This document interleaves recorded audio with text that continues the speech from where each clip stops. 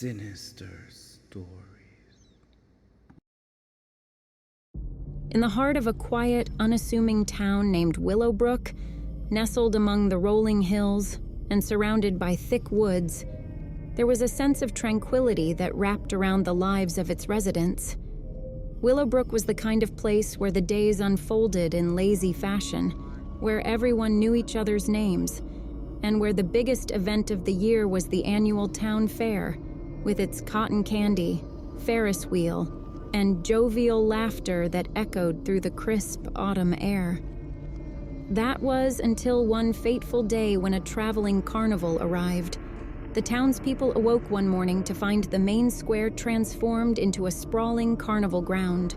The carnival arrived overnight, like a surreal dream that had been brought to life. The vibrant tents stretched as far as the eye could see, their colorful flags fluttering in the breeze, beckoning all to partake in their mysteries and thrills. The townsfolk gathered, curious and excited, their conversations filled with anticipation. Willowbrook had never seen a spectacle quite like this, and the carnival promised thrills and excitement beyond their wildest dreams. Among the crowd was young Emily Turner, a curious teenager with a penchant for adventure. Her vibrant red hair matched her spirited personality, and she was determined to explore every nook and cranny of the carnival.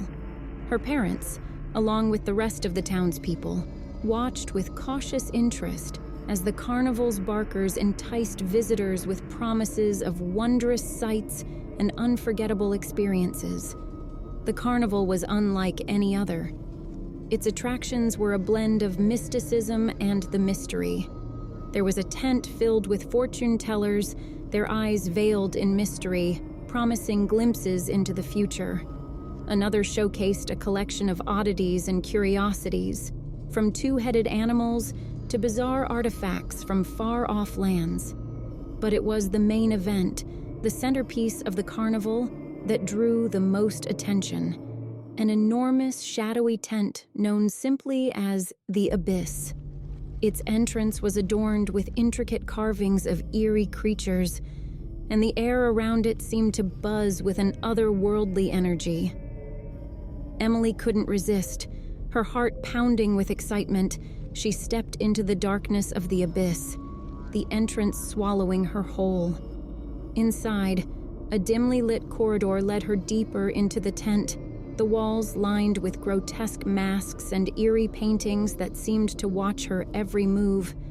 The corridor opened into a vast, circular chamber, and Emily gasped in awe. Before her lay an arena surrounded by towering, ancient-looking seats filled with spectators.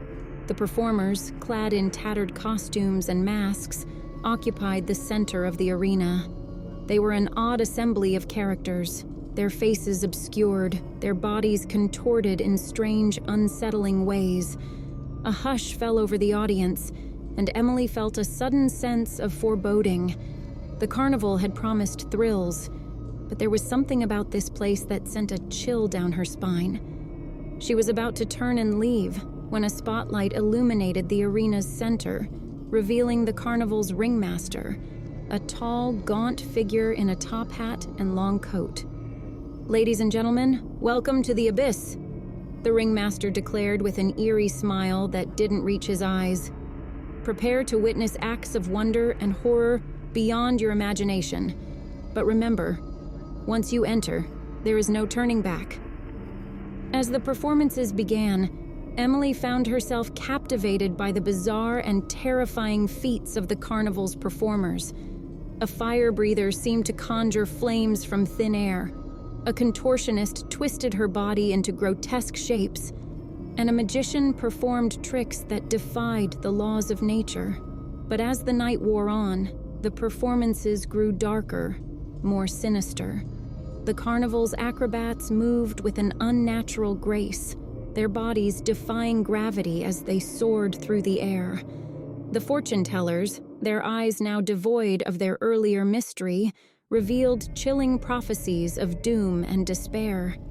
Emily couldn't tear her eyes away from the spectacle, even as her unease grew. She felt as though the performers were trying to communicate with her, their eyes pleading for something she couldn't quite understand.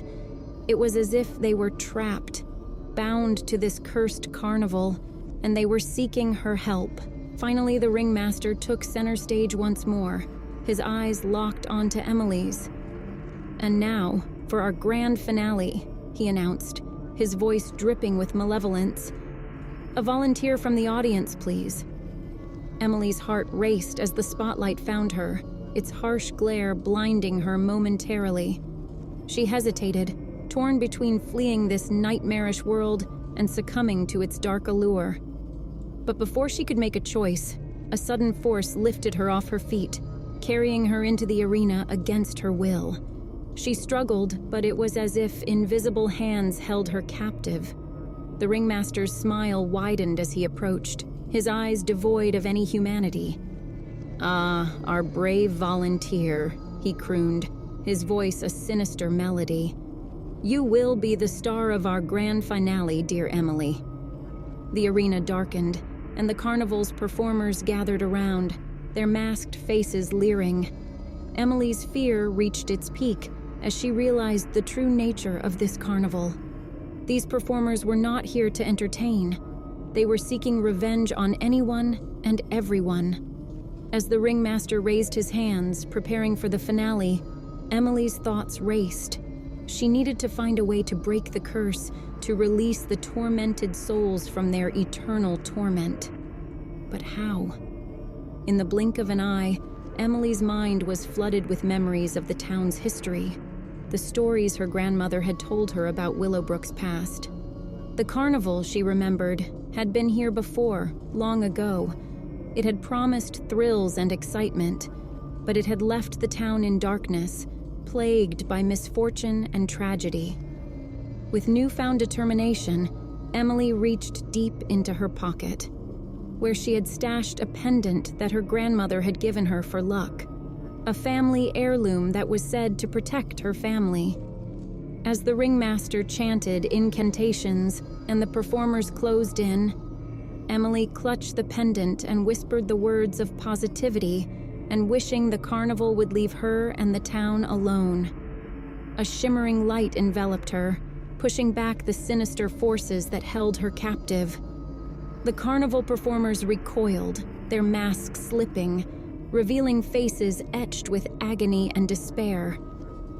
Emily's voice grew stronger, her resolve unbreakable as she repeated herself, invoking the power of her family's heirloom.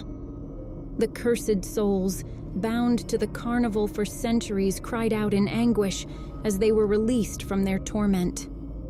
The carnival ground trembled, and the tent began to collapse in on itself, the performers and the ringmaster vanishing into the void.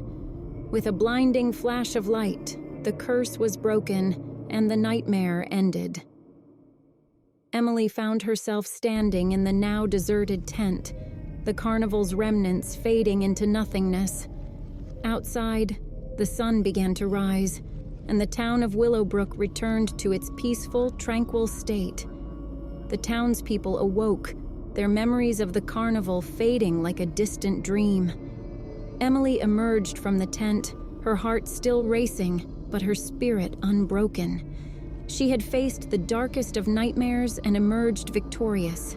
The curse had been lifted, and the carnival's vengeful souls had found their release. For now, at least, the town could return to its peaceful existence, its residents blissfully unaware of the darkness that had briefly encroached upon their lives. And Emily, with the weight of her newfound knowledge and the protection of her family's heirloom, would always be vigilant, ready to face any darkness that might threaten her beloved town once more.